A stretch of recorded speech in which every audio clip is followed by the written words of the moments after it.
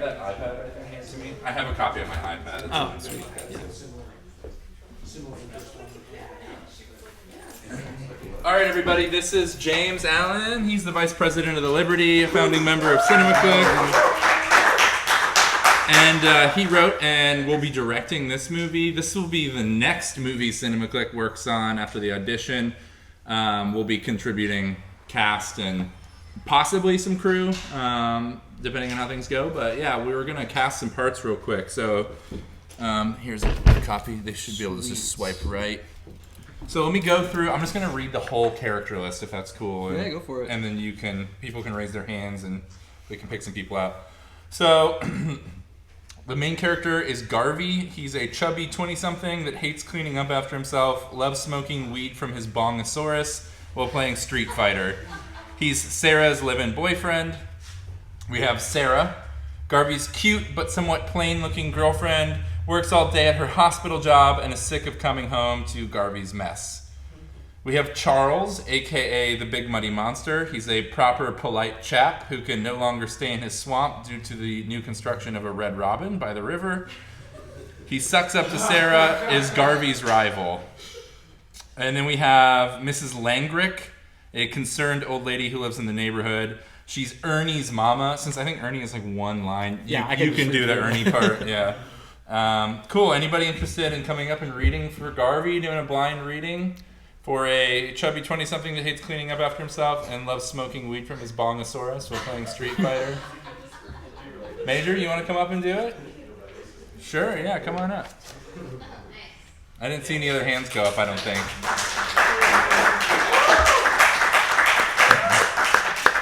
What about Sarah? Garvey's cute but plain-looking girlfriend, works at our hospital job all day, sick of coming home to Garvey's mess. Anybody out there interested in coming up and reading for Sarah? Don't make me force you. Meg! Then we need a Big Muddy Monster, a.k.a. Charles. Oh, Nathan Columbo. I wasn't going to raise my hand and nobody kept raising their hand. We need a Mrs. Langrick, an old... Oh, Holly, come on up. Take that at you?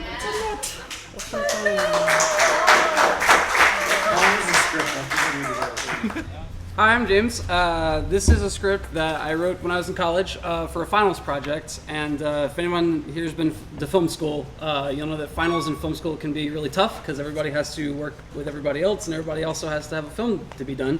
And so things don't go as planned. So I always really wanted to retouch this film because it's one that I had a ton of fun working on. I wrote over the course of like 4 or 5 months, and it's something that I've continuously just kind of tweaked and changed as I've liked it. And hopefully whenever it comes time to film it, we can make it even better than it was before. So yeah. You guys want to introduce yourselves? Go for it. I'm Holly Hurt, and this is my first time ever at a table reading. Nice. So thanks for having me. Thanks for coming. I'm Major, you met me. I'm Nathan. This is not my first time on this stage with cameras pointed at me, and this is exciting to keep going. I'm Megan. I am one of the council members doing makeup and art department stuff, but today I am excited to be reading for Sarah. Awesome. All right, so we can get into it. There is a fair bit of sort of stage direction sort of as we get into the middle of things, so just kind of bear with me on this one, but yeah. Also, a lot of it, James, you can skip some of it. For sure. If they get in a groove, you know. Oh yeah, absolutely. All right, so exterior suburban home driveway, dusk. Garvey, a chubby 20-something, awkwardly stumbles out from the driver's side door with a large bag of snacks in one hand. He stuffs his mouth with the other, while smoke billows out of the car when the door opens. From an unknown perspective, we watch Garvey from across the street as he heads inside. He stops short and heads back towards the car. From the glove box, we see Garvey's smiling face with bloodshot eyes. Shh. It's okay. I didn't forget you, my sweet. He reaches into the frame, pulls out a pitiful-looking baggie, and shuts the glove box. Cut 2. Interior of the crib, living room, later. We roll through the motions as Garvey puts up his baggie on the counter, shreds some nugs, and loads up Bongosaurus. As Garvey takes a rip, we see a lonely photo frame sitting on the entertainment center. Garvey and a cute but plain-looking woman are on display. As we come back to Garvey on the couch, he lets out a big exhale of smoke and turns his head towards the arcade stick sitting on the couch to his left. He smiles. We see Garvey from outside, playing through video games through the window. We turn to the right, and we head to the interior of the living room. Garvey is fully invested in the game at this point, shoving snacks into his mouth every couple of combos. You suck, dude. Uninstall. Matter of fact, why don't you just sell your console? Garvey's phone blasts some generic butt rock tune. He answers it. Schlong X Slinger 42 speaking. How may I help you? Hi there, killer. Just wondering how everything is going. Oh, it's fine. Listen, I'm kind of busy training for the tournament right now, baby. You need something? Yeah, real quick. I'm gonna make some spaghetti with that leftover From the kitchen sink, we see a pile of dirty dishes that sits unwashed. hamburger meat in the fridge. Did you get the dishes done yet? Back in the living room, Get bodied, you fucking scrub! we see the KO screen flash across the TV as Garvey throws his arcade stick on the couch. Excuse me? I wasn't talking to you, baby. He leans forward in a huff and slinks towards the kitchen like an annoyed toddler. I was talking to some rando online. Get off my back, I'm doing it. He turns the sink on and starts a scrubbing. Garvey, I've asked you to wash those dishes twice A loud crash startles Garvey and he drops his phone. this week, and they've just sat there. He grabs a kitchen knife from the sink and turns around quickly, knife at the ready. He walks slowly and carefully out of the kitchen and towards the noise. A loud roar is accompanied by another crashing sound. I'm tired of having this conversation with you. It's not like I'm asking a lot. It's every week. I'm sick. Another loud crash. From the inside of a hallway, Garvey inches along towards the shadow of a man that dances against it. Garvey hears groaning sounds coming from the guest room as he inches towards the corner. He jumps out into the doorframe when suddenly, a tall, hairy monster stumbles around in a daze. He makes eye contact with Garvey. What? Garvey drops the kitchen knife and stumbles back the way he came. I say, wait right there. The monster wags his finger after Garvey. Back in the living room, seconds later, Garvey dashes out of the hallway, leaps over the coffee table, and attempts to hop over the couch. He trips on the back of it and falls face first. Whoa! He slams in the back of the couch. His legs flip over him, and he settles in a slump. I gotta do the dishes. We fade to black. Later, Garvey stirs.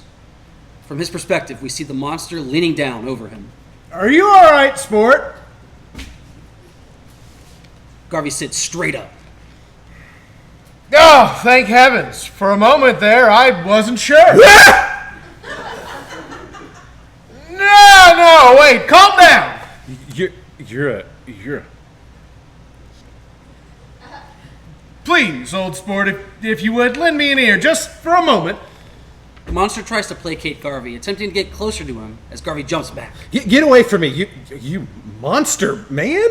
What'd you do with Sarah? Sarah, a cute but plain-looking woman, still dressed in her scrubs, comes out of the kitchen holding a bottle of wine in one hand and an ice pack in the other. I'm right here, babe. Geez, what'd I tell you about inside voices? Here. She tosses the ice pack to Garvey and moves over half of the empty Dorito bags on the couch before sitting down. Yeah. Thank you, sweetheart. Are you gonna say anything about our visitor? Who, Charles? Yeah, he helped me clean up the mess I asked you to. Garvey jerks his head back. Charles? What are you, Magneto? You gave it a name? Actually, he came with the name, not that you'd care. And hey, at least he knows how to use a sponge. Back at the sink, we see the dishes glistening and shimmering. Garvey rolls his eyes as Charles curtsies gracefully. Sir Charles Angel at your service. You broke into my house just to clean it? That's pretty lame for a cryptid, bro. Sarah hands Charles a trash bag. Don't listen to him, Charles. You just keep being you. Why, thank you, Sarah. Charles starts picking up the empty Dorito bags with 2 fingers at a time, taking each one by one and putting them gingerly into a trash bag with his other hand. So what, he's our maid mail?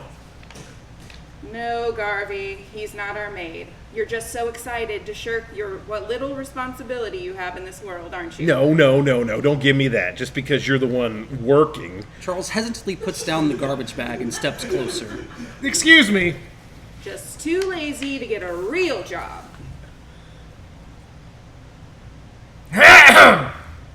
Excuse me. I'll pay you back when I hit it big at the tournament, baby.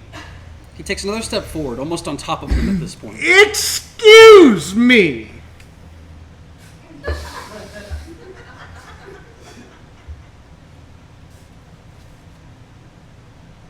Thank you.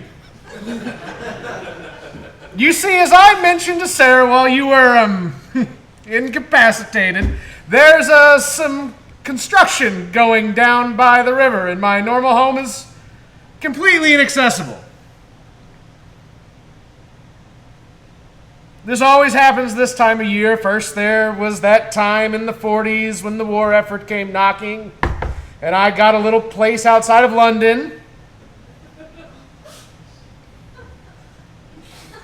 Then, of course, in the 80s, I spent most of my time staying over at the NBC lot. A lot of interesting things I tried there.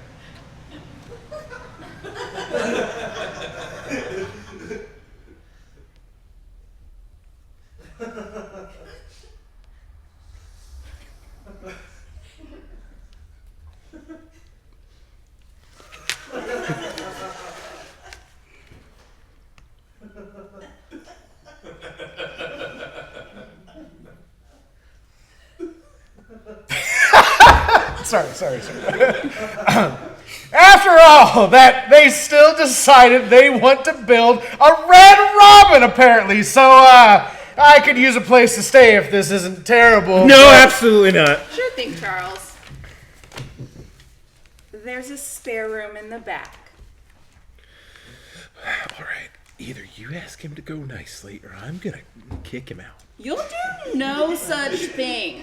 Charles! Yes, ma'am. Stay for as long as you need. Oh. Thank you, madam. Thank you. He bounces back and forth, clapping his hands and dancing gaily, causing the whole house to shake.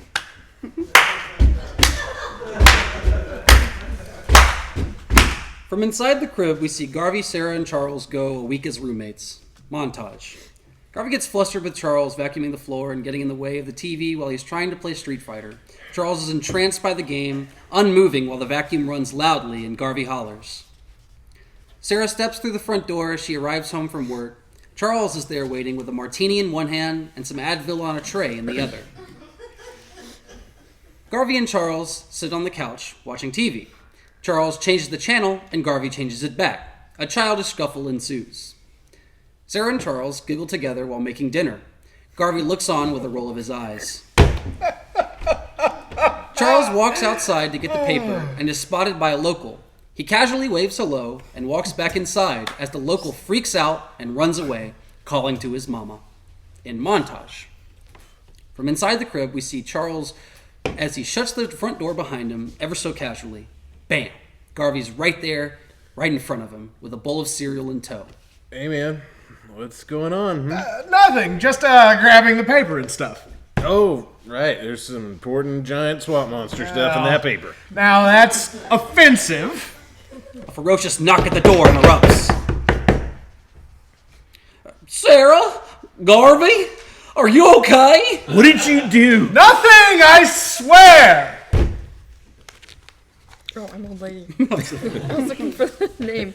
Sarah, dear, please answer the door. Ernie says she's seen something horrible. Garvey cuts an accusatory glare at Charles. A toilet flush is paired with the sounds of running water as Sarah steps out of the bathroom, drying her hands off in the process. She's carrying a glass of wine. Garvey, what did you do? What did I do? You're barking up the wrong tree. Here you need to ask Harry and the Hendersons over here. He's the one out here scaring the neighbors. Don't talk down to Charles like that. Oh, Jesus Christ. From outside the living room, an elderly woman and her dinky-looking son stand outside the door, knocking up a storm. It opens to Sarah in the doorway. Mrs. Langrick. How are you? Hi, dear. So sorry to bother you. It's just that Ernie here, he's such an awful fright and thinks, well, he thinks he may have seen some sort of monster or something. Something other.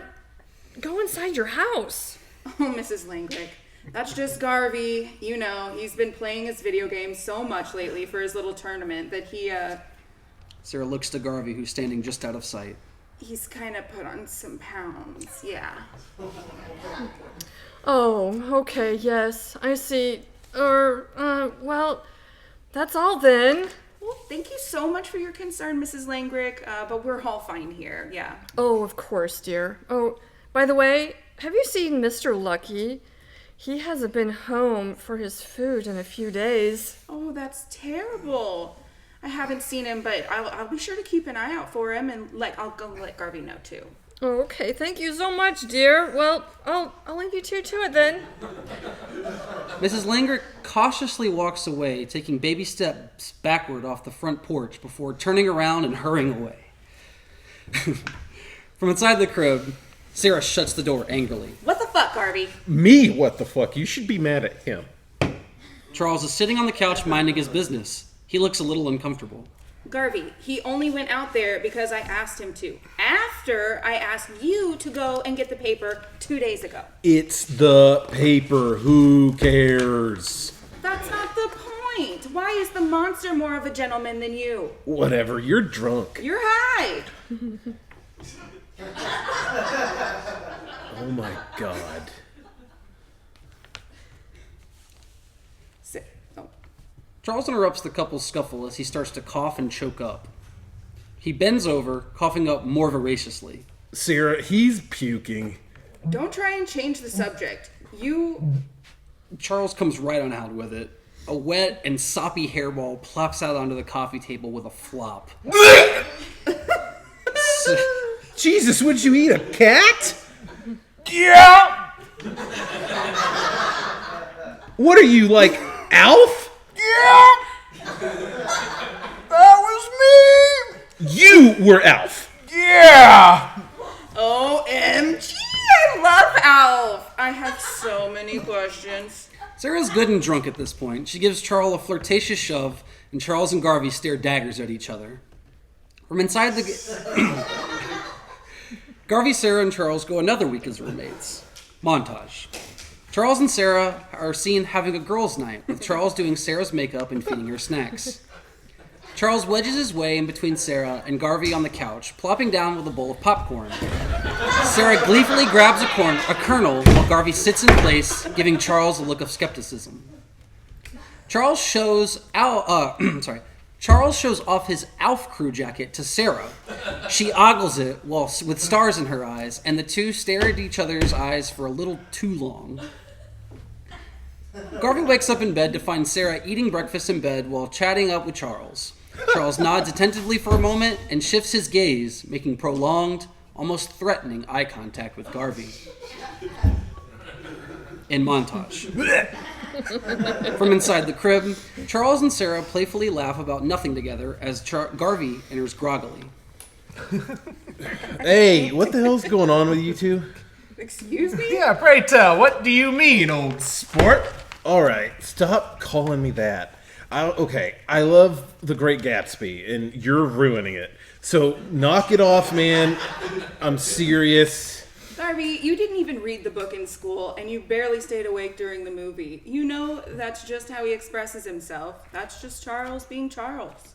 Do you hear yourself? You're overreacting. Oh, I'm overreacting. You two have been getting schmoozy for days now. What are you insinuating? That I'm screwing Charles? I'm screwing Charles? You've barely been out of bed for an hour. Are you already high? Right there! You said it. Guilty conscience much. Garvey, I don't have time for this. Sarah bumps into Charles awkwardly as Charles attempts to get out of her way. No, sorry, have a good day. Thank you, Charles. Yeah, have a good day. She leaves with a slam of the door. Garvey throws his middle fingers voraciously towards her direction. Garvey and Charles fill the room. a beat. So, you've caught on to me. Have you? Trying to get closer to Garvey, Charles knocks the bong over onto the coffee table. Bongosaurus's water floods out all over. Oh, not Bongosaurus! Charles quickly grabs Bongosaurus and sets it straight up as he slinks towards the kitchen.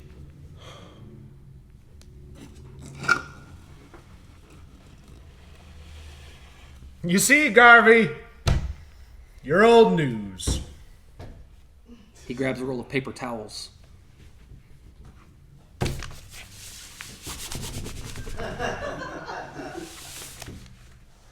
You're yesterday's garbage. That's you. Over there. He points towards the trash can as we see a box of mac and cheese falling out of an already overflowing garbage can. What? We see beads of sweat downpouring from Garvey's face. What? Back in the living room, Charles dramatically rips a piece of paper towel off. Don't you see, old sport? Stop calling me that. This is what separates man and beast. A beast makes the messes. The man cleans it up. Charles tosses the paper towels at Garvey. A beast berates his wife. A man listens to her problems. A beast can't provide. A man soothes the provider. Garvey clenches his fists. You know, no one ever asked you to break into my house. I could call you Animal Planet or something on your ass and you'd be gone tonight. You're positively barbarous! Stop it! Old sport. Damn you. Oh, I do hope you'll triumph over this fault for Sarah's sake. Oh, yeah? What do you know about Sarah, huh?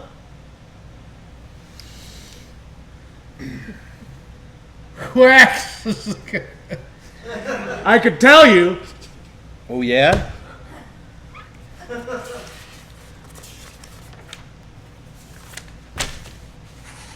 Yes! Oh, yeah? Yep.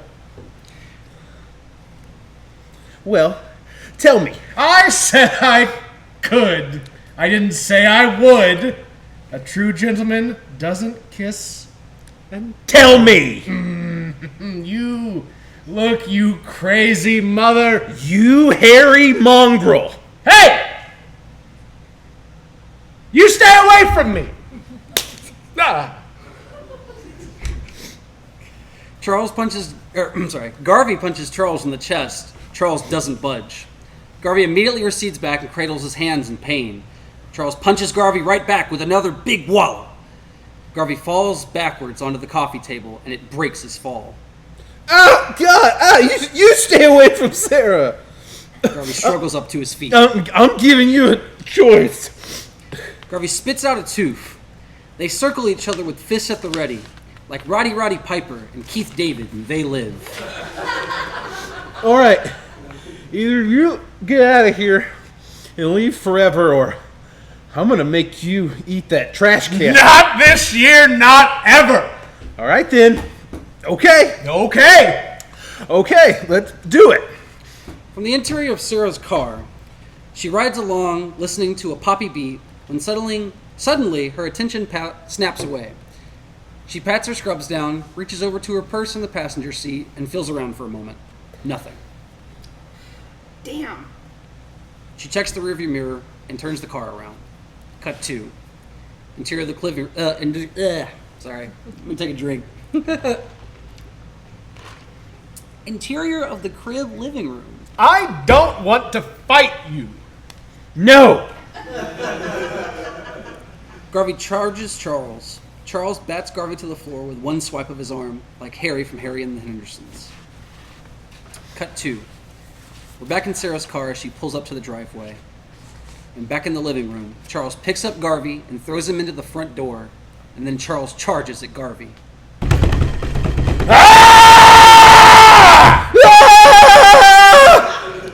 We see Sarah as she walks up the steps to the front porch, just as Garvey and Charles come crashing through the front door. Sarah jumps and Garvey screams as the two land on the front door, land on the ground in front of her. What the hell are you two doing?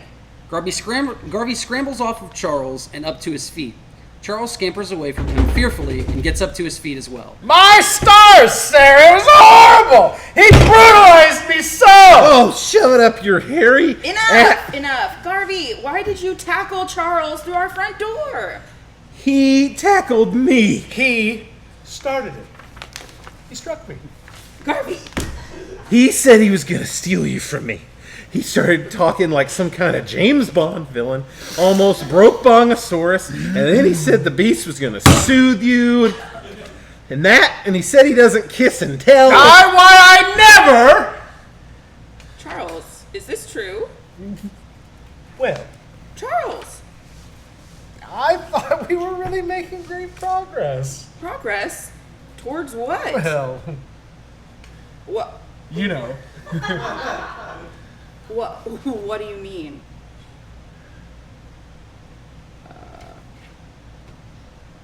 James. Alright, okay, sorry. Sarah turns to Garvey for a clue. Garvey bounces his head and raises his eyebrows. Oh, no. What? No, Jesus, Charles, no! How would that even work? Oh my God.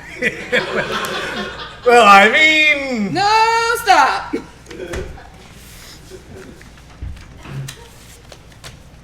You're just so pretty.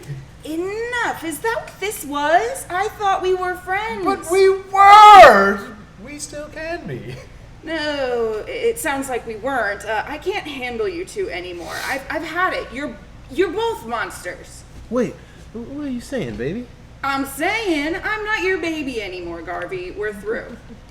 Sarah looks at Charles with a disgusted sadness. She trudges past Garvey and on into the house. Garvey and Charles face each other. Where's she going? I don't know.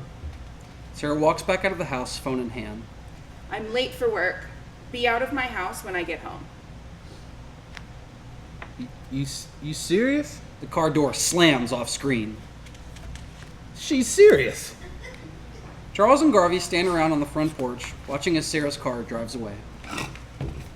So? What now? What now? Charles looks a bit scared at this point. Garvey continues to steam, breathing heavier and heavier. What now? Garvey's phone alarm goes off in his pocket. He pulls it out. It's 4:15. Interior of the house, formerly known as the crib. Day. Garvey grabs Bongosaurus, a baggie, and his grinder. We see a quick grind, the folding of a Pokemon card, and the snap of a lighter. A long exhale. Charles and Garvey sit on the couch. Garvey coughs hard. He coughs and coughs, and he coughs and coughs. He takes a moment to gather himself. A beat. Shit, took that too soon. Take a hit. Garvey offers Bongosaurus to Charles. He takes it and stares at the neck for a moment before taking a fat rip. He lets out a long exhale.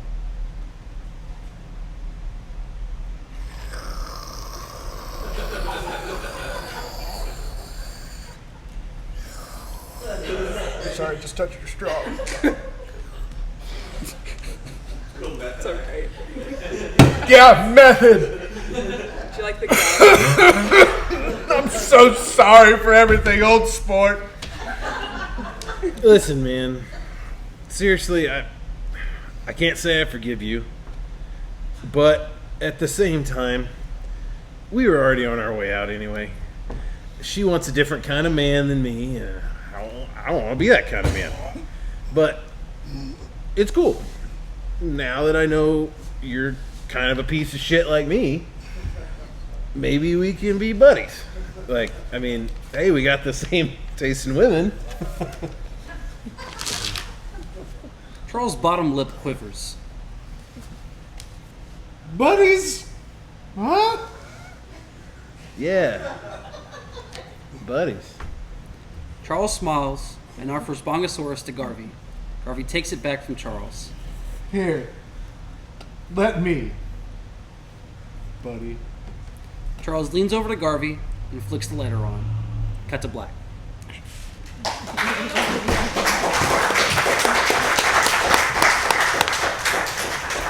All right, any questions from the crowd, for the writer, director, the crew? Is Charles supposed to be like a Victorian Englishman? Yeah, absolutely. That's hilarious. Great job, cast. Really Yeah, fantastic. Thanks I for was, taking out. I was going to ask, how do you picture Charles? Like, what is he? Is there like a culture? It's not your role. So, Is there a culture? I'm trying to take. I'm going to take his part. no.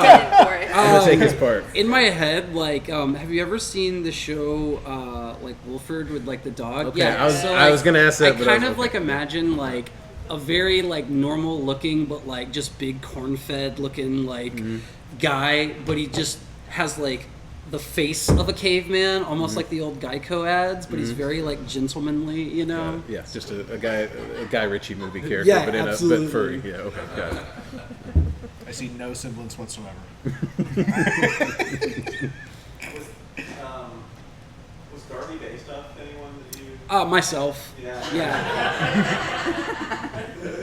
If the Street Fighter tournament didn't Self-insert. give it away. OC. Yeah. So that girlfriend didn't last.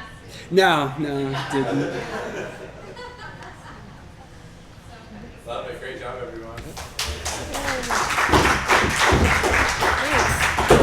Thank you.